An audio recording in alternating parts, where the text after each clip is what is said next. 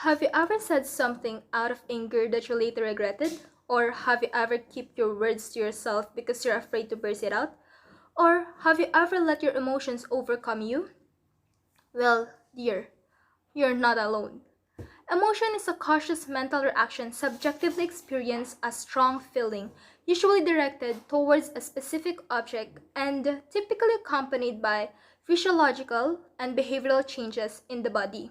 Emotions are very powerful and is part of our daily life. When emotion is triggered, what actually happens? Scientists discovered that emotional reaction happens. It has many different parts.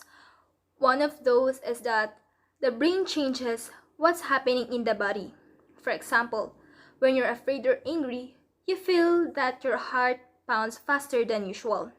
Another part of emotional reaction is when you start to behave differently than you usually behave.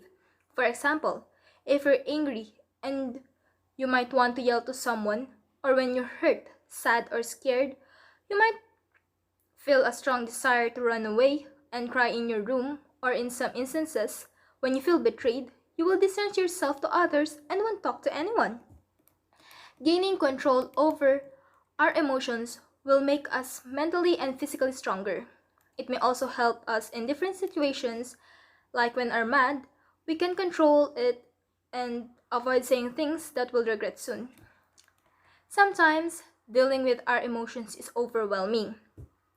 When our life is busy, hectic, and stressful, it easily to give in to feelings of anger and frustration. However, you may feel better and be productive if you can manage or control your emotions. Here are some ways to control or manage them. Label your emotions. Before you react, you should acknowledge what you're really feeling at the moment. Are you nervous, disappointed, sad? Put a name in your emotion. Keep in mind that you might feel a lot of emotions at once. Next, reframe your thoughts. Your emotions affect the way how you see things. For example, you feel nervous and suddenly you got an email from your boss to come and see him in the office. You'll think that you've done something wrong because of that. So you'll be afraid to face him. Well, consider the emotional filter in the world. Then reframe your thoughts to have a clearer and more realistic view. Next, engage in mood booster. When you're not in the mood, you should have the list of things or engaged activities that you love to set you up. Then then accepting all of your emotions is a way to control them. Accepting your emotions when they come helps you to get comfortable with them. And that way, you'll easily recognize what are you really feeling. So, next, you should have a journal, and you can call it a mood journal. Writing down your feelings will help you lessen what you feel. Also, writing your emotions and the things or responses that triggers them can help you recognize specific circumstances that contribute to harder control your emotions. Also, a very common way to control your emotions is taking a deep breath. Slowing down and taking deep breath won't make the emotion you feel go away, but still, it can help you to ground yourself and make you a time to think that from the intense emotion you're feeling and avoid any extreme reaction. In addition, knowing when to express yourself is also a big help in managing your emotions. There is time in everything, including intense or extreme emotions. Most importantly, understand that both negative and positive emotions are essential.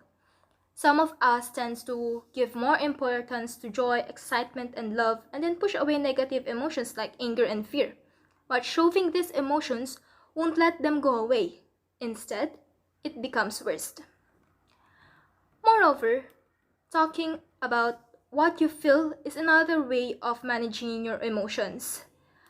Controlling your emotions doesn't mean, or managing them doesn't mean that you need to ignore or repress your feelings. Learn to express these feelings in a healthy way. Talking to your family or friends, One good reason to understand emotion and how to manage and control them can help you figure out the best way on how to respond to it. To figure out how to respond, you should think deeply if your emotions really suits the situations. However, sometimes these emotions can be unhelpful when they happen or occur in wrong situations. For example, if you get angry to a friend because he hurt you unintentionally, it may affect your relationship. As I said, emotions are very powerful. It may complete or break you. It can be an adorable creation or a bad distraction. It can be a most beautiful dream you've ever had or a worst nightmare. It can be the water that puts out the fire or the fuel that inflames the fire. Emotions can be any of this. Just like other things, you need to give importance to your emotions. Like pets, you need to train and take care of it.